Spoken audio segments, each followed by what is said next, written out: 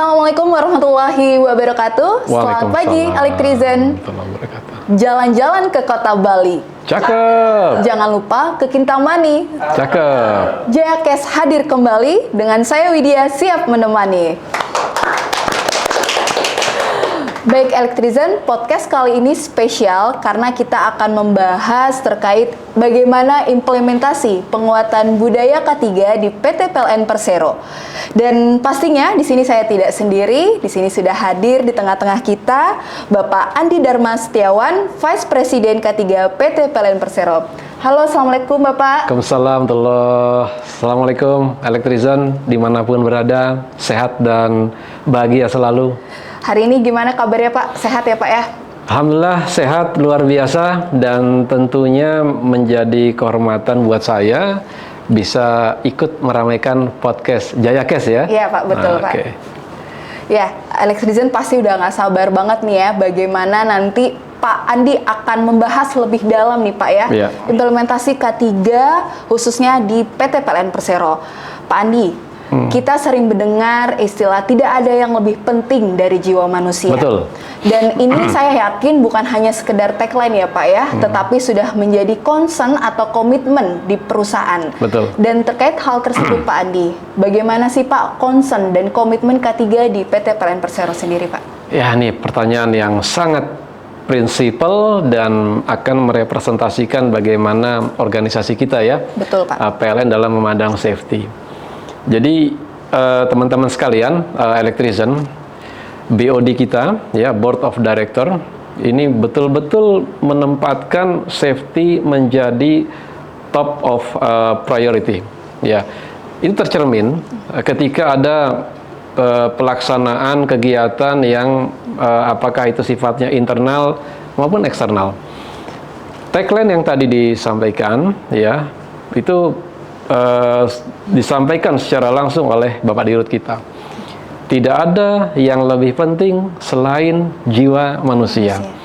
Bahkan kalau rekan-rekan sekalian, Elektrizen dimanapun berada, yang setiap hari menerima pesan keselamatan harian, tagline tadi wajib ada untuk menjadi penyemangat kita semua. Betul. Bahwa PLN dalam menjaga probis ya, apakah itu di pembangkitan, transmisi, distribusi, proyek, selalu menempatkan safety menjadi top priority.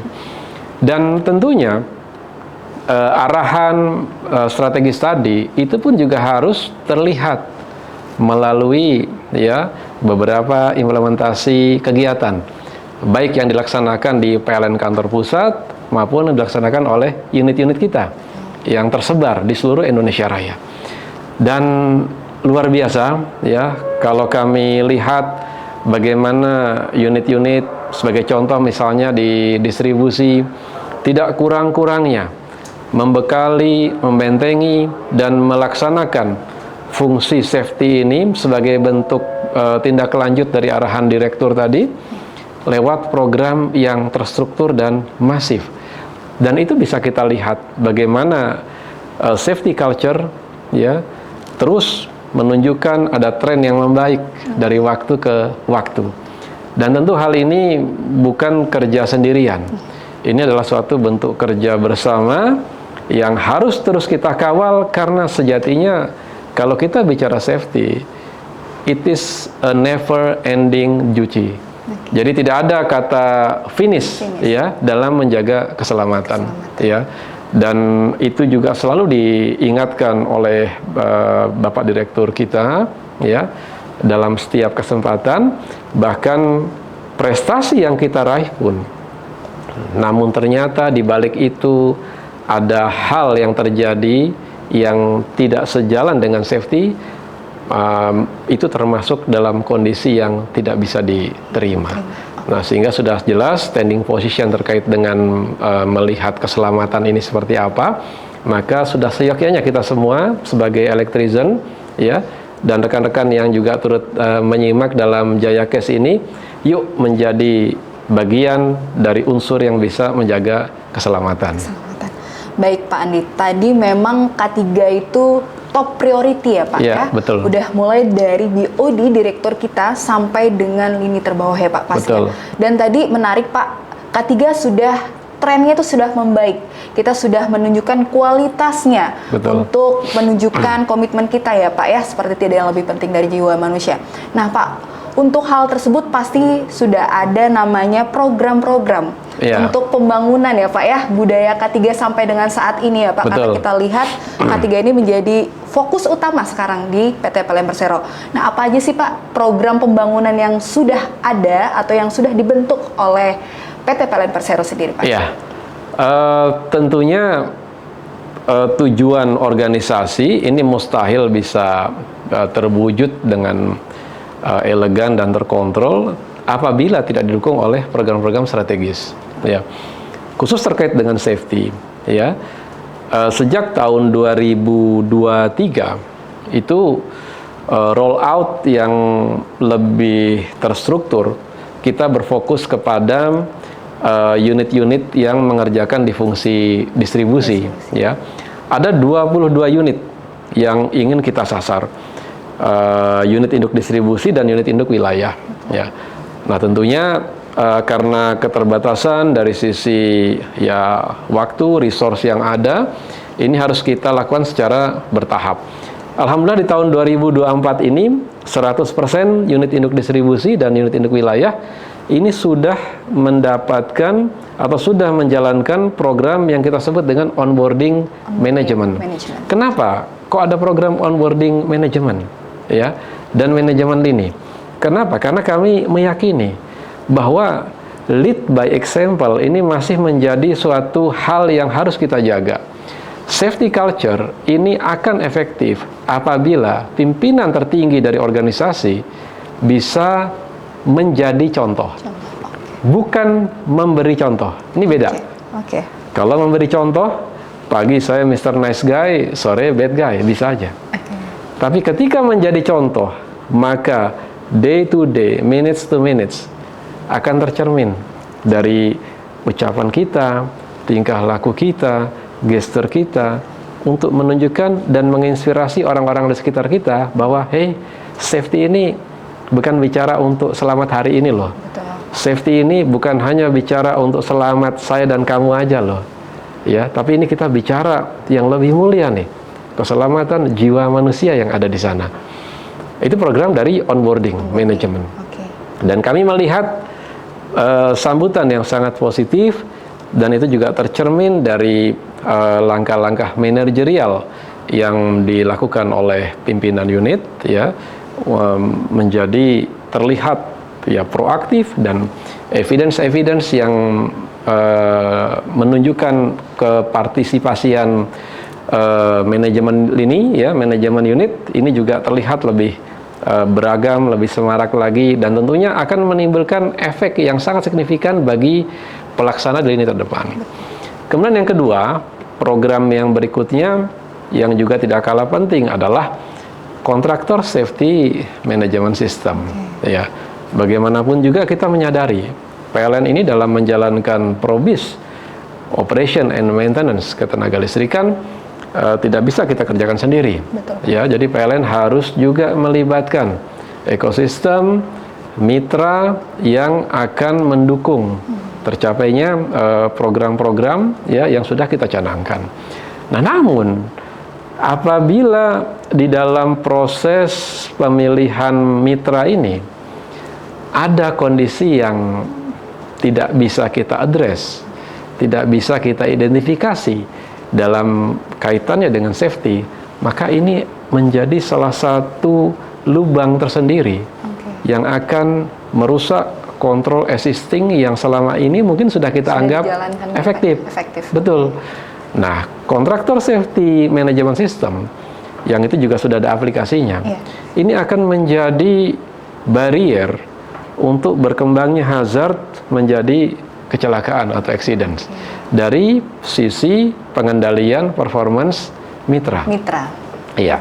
Dan tentu hal ini kita perlu melakukan upaya yang terstruktur, menjalin koordinasi yang baik, dan kita di unit-unit PLN pun juga harus bisa menjadi tandem diskusi untuk mitra kita, mereminder dan juga dalam satu titik mungkin bisa kita memfasilitasi Betul, Pak. untuk hal-hal yang akan mengimprove ya pengelolaan mereka. Kemudian dari sisi leadership, dari sisi kontraktor atau mitra, dan yang juga tidak kalah penting adalah dari sisi people system. Kita perlu upgrade ya, mengupskill rekan-rekan kita yang bertugas di lini terdepan, yang mengalami langsung exposure risiko bekerja di ketenagalistrikan. Dan saya sangat apresiasi ya program di UID Jaya ya terkait dengan kampus Yantek. Ya, ini luar biasa, semoga bisa terus dilakukan continuous improvement ya. Karena sejatinya ruangan yang paling besar adalah ruangan untuk perbaikan. Betul, Pak. Jadi jangan puas dengan apa yang ada, tapi at least infrastruktur ini, program ini sudah berjalan dengan relatif baik. Saya pernah melihat secara langsung, dan moga ini menjadi suatu ikhtiar yang berimpact signifikan ya bagi menjaganya atau ensuring safety di dalam melaksanakan probis ketenagalistrikan di fungsi distribusi. Ya. Oke, baik Pak. Tadi fungsi program budaya ada yang terkait CSMS ya Pak. Betul. Yang bagaimana kita tidak lepas dari peran mitra kerja itu sendiri ya Pak. Karena Yes, kita betul memang sekali. tidak bisa hanya dari internal kita saja nih Electrizen. Ada juga peran dari mitra kerja kita yang memang bekerja sama dengan kita. Nah Pak, apa aja sih Pak yang seharusnya peran dari mitra kerja juga biar lebih aware juga nih Pak terhadap K3 sehingga bisa terwujudnya zero harm dan zero loss. Oke, ini bagus banget pertanyaannya. Ya, jadi ada hal yang kadang ini menjadi semacam impresi ya. Jadi seakan-akan mitra ini ya jadi PLN ini hanya jadi kayak tempat penitipan anak aja nih gitu ya. Mereka punya tenaga kerja, punya resource ya, terserah PLN deh mau diapain. Nah, ini kurang pas. Jadi yang pertama, yang paling penting adalah bagaimana kita, teman-teman yang mengendalikan kontrak ya, ini bisa melakukan review terhadap kesesuaian kontrak existing. Artinya gini, teman-teman sekalian,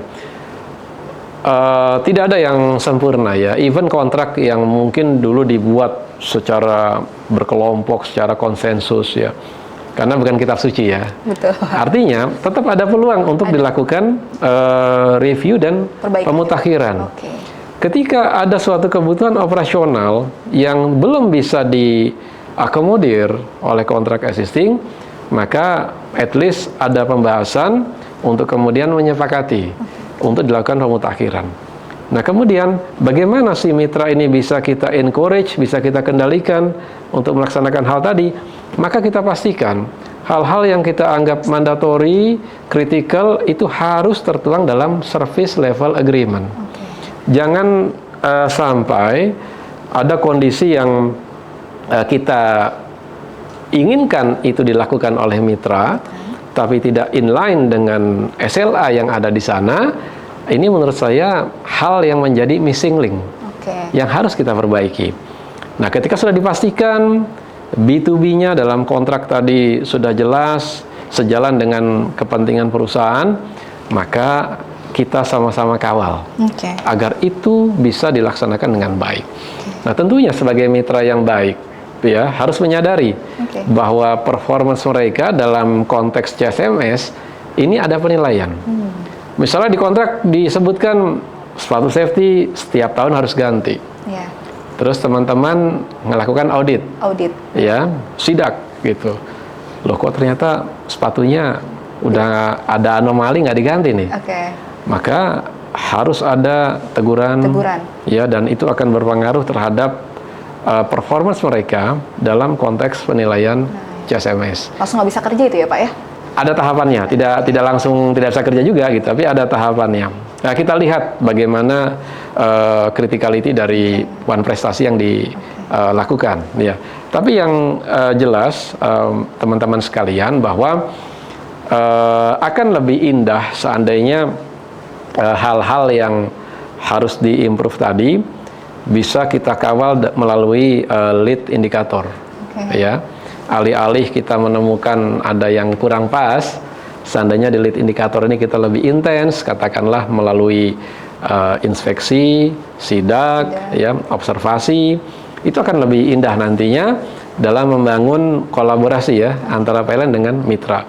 Kemudian sebagai mitra PLN, ini juga kami mengingatkan ya kepada mitra-mitra PLN ya, tolong bisa menjalankan kepercayaan ya yang sudah diberikan oleh PLN dengan sebaik-baiknya ya, karena situasi saat ini memang sudah berubah. Mungkin kalau dulu safety dianggap bagian dari hal yang menambah cost, tidak memberikan additional value untuk organisasi, sekarang sudah berubah.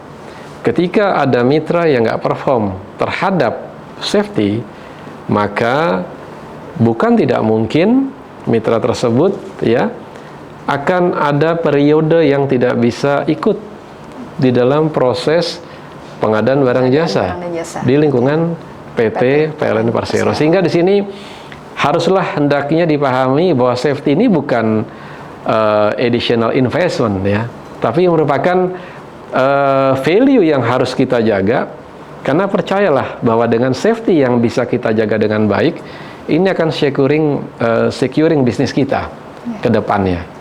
Nah, ini sejalan juga, tidak ada yang lebih penting selain jiwa manusia. Ya, Pak. Ya. Baik, terima kasih Pak Andi. Begitu sangat pentingnya ya Pak ya peran dari mitra kerja kita, mulai tadi dari struktur kontrak ya Pak ya. Betul. Dan juga tindak lanjut terhadap implementasi di lapangan.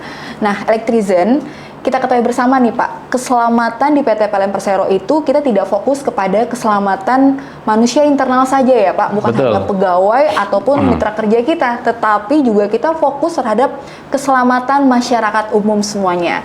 Nah Pak, di Jakarta ini Pak, sering banget terjadinya kebakaran, dan kita tuh mendengar berita-berita nih Pak di TV atau di media sosial lainnya, kebakaran terjadi karena isunya tuh korsleting listrik, Pak.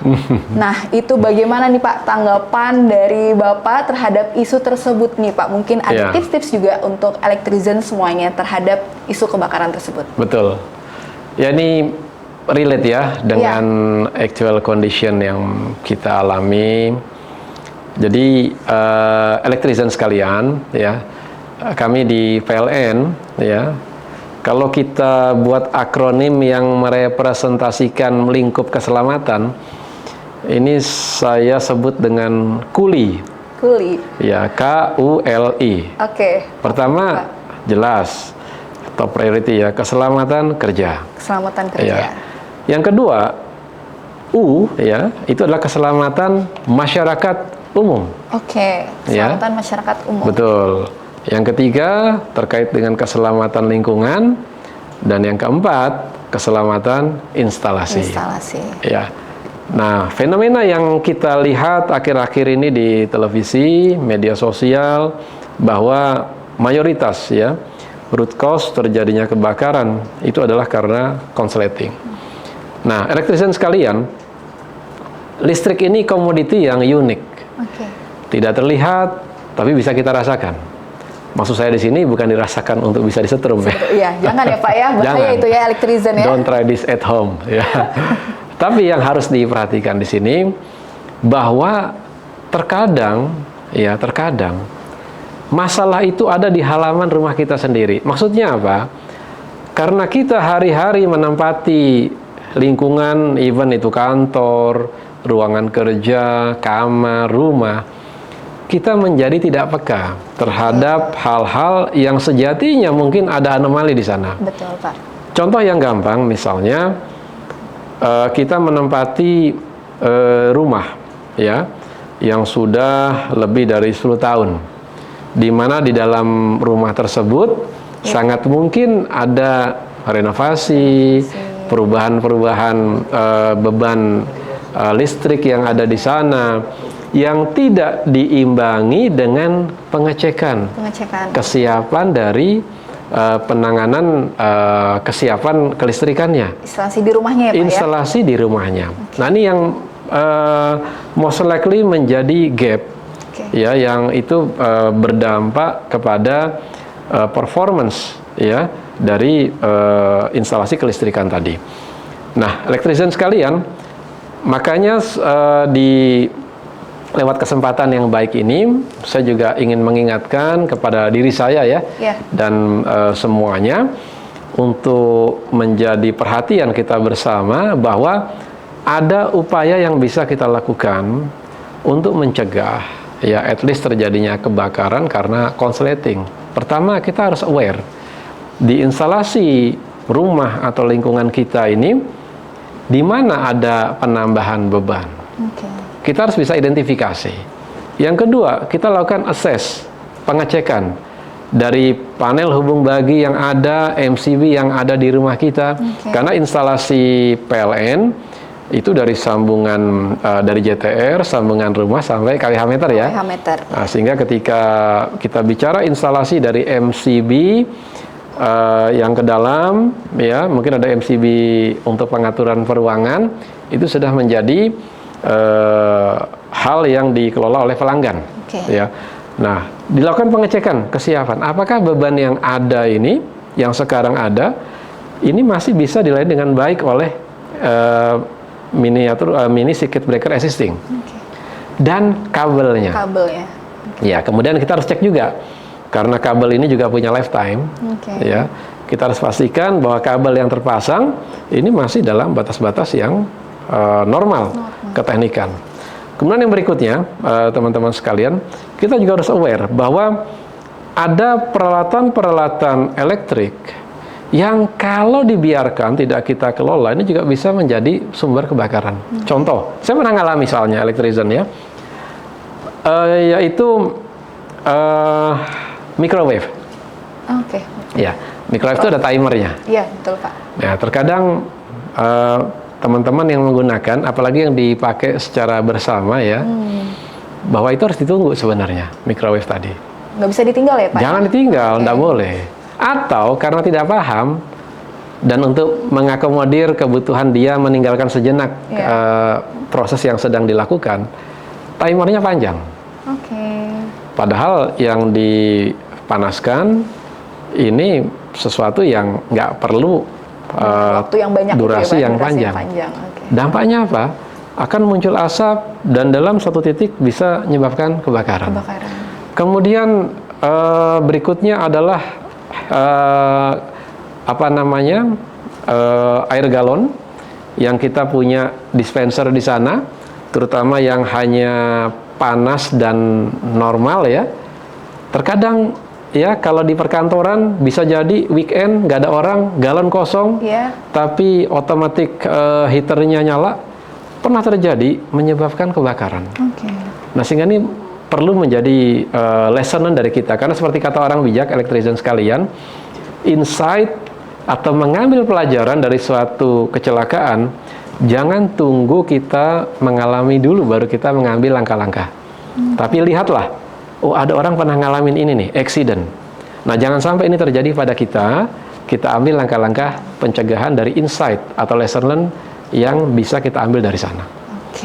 Artinya di sini untuk mencegah kebakaran dari konsleting, maka perlu ada upaya proaktif dari kita untuk bisa melihat, karena bisa jadi masalah ada di halaman rumah kita. Oke Pak. Seperti itu ya. Baik Pak, tadi sudah memang banyak ya Pak. Terkadang kalau keselamatan masyarakat umum itu memang perlu pentingnya kesadaran dari masyarakat sendiri ya Pak, yang tadi terhadap pemakaian listrik kita lebih aware, terus juga rutin pengecekan ya Pak ya. Dan pastinya juga kalau ada potensi-potensi bahaya listrik ya Pak, harus langsung menghubungi ke pihak yang berwenang ya Pak ya. Kalau di PLN kita bisa menghubungi ke call center ataupun PLN Mobile ya Pak ya. Jangan ke petugas-petugas yang lain gitu ya Pak ya. Baik Pak, tadi sudah panjang sekali kita membahas terkait K3 nih Pak. Ada pesan yang ingin disampaikan nggak nih Pak kepada seluruh elektrisian untuk lebih aware lagi penguatan budaya K3-nya nih Pak? Jadi elektrisian sekalian ya, lewat kesempatan yang baik ini saya juga ingin titip beberapa pesan ya, yang tentunya saya yakin akan memberikan manfaat bukan hanya untuk PLN ya, tapi juga untuk elektrisian sekalian dimanapun berada.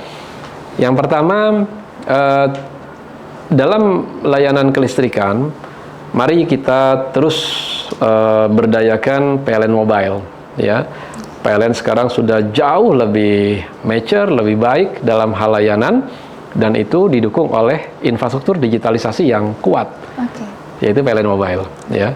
Ada hal yang rekan-rekan alami di instalasi perumahan, ya, jangan ragu untuk segera, ya, inform, ya, karena sejatinya tim PLN, ya, kalau dalam hal di Jakarta ini adalah tim dari UID Jakarta Raya, ini telah menunjukkan komitmen yang kuat dalam melayani, ya, layanan kelistrikan di seluruh, ya, warga DKI Jakarta Raya, ya, yang menjadi wilayah kerja dari UID Jakarta Raya. Begitu juga di PLN unit induk yang lainnya. Kemudian yang kedua, elektrisian sekalian, bahwa dalam menjaga keselamatan masyarakat umum, ya, yang kadang masih terjadi terkait dengan vegetasi. Nah, terkadang lupa tuh, ada suatu rumah dibangun lantai 2 misalnya. Di sana, tidak hanya vegetasi, ya, tapi juga konstruksi. Tapi di sana ada jaringan tegangan menengah misalnya, yang sudah beroperasi sekian lama. Nah, di sini diperlukan, ya, upaya, ya, proaktif, baik dari sisi pelanggan maupun dari sisi PLN, untuk bisa memberikan safety awareness, ya, agar kondisi yang mungkin akan menjadi accident tadi atau hazard yang sudah teridentifikasi ini bisa dilakukan upaya-upaya pengamanan. Sehingga tidak terjadi lagi orang tersengat, orang tersetrum karena sedang bangun rumah. Atau mungkin karena pohon yang ditanamnya sudah melewati jarak aman. Nah, ini yang perlu diperhatikan. Kalau terkait dengan jaringan tegangan menengah 20 kV, 3 meter, ya, jarak aman. Kalau terkait dengan sutet, ya, 500 kV, 9 meter yang harus kita jaga. 150 kV, 7 meter yang harus kita jaga. Kemudian yang berikutnya, elektrisian sekalian, bicara safety. Bicara safety, it means we care for each other. Bicara safety, kita bicara keselamatan. Kita bicara ikhtiar sebelum tawakal. Ada hal yang harus kita jaga di sini, ya. Kita bicara kerja berjamaah. Mengapa? Karena memintarkan diri kita sendiri tanpa berusaha untuk memintarkan orang lain yang menjadi tim kita, maka akan ada potensi kita terkena celaka dari ketidakpintaran rekan kita. Nah, sehingga kalau kita bicara safety di sini, teman-teman sekalian, it's a never ending duty. Bekerja dalam mengendalikan keselamatan bukan tugas yang mudah di PLN. Tapi percayalah, ini adalah tugas yang mulia. Karena sejatinya, ya, dalam menjaga keselamatan jiwa ini ada hal-hal humanis, ada hal-hal kemanusiaan yang ingin kita jaga. Dan saya juga ingin mengajak kepada insan-insan K3 yang tersebar bertugas di manapun berada saat ini, mari kita selaraskan niat kita. Jangan jadikan kehadiran kita di kantor, di lapangan itu hanya sebagai penggugur kewajiban saja. Saya meyakini bahwa dengan niat yang kita sisipkan dalam penugasan kita, ini akan memberikan perbedaan dalam sisi revenue, ya, revenue yang terkait dengan intangible, khususnya pahala. Jadi saya ingin mengingatkan, mari kita luruskan lagi niat kita, bahwa kita ketika mengendalikan safety di sini, ada jiwa yang harus dilindungi. Ada orang-orang yang mencari nafkah yang harus kita jaga keberlangsungannya, dan itu akan memberikan impact yang sangat luar biasa bagi keselamatan jiwa manusia.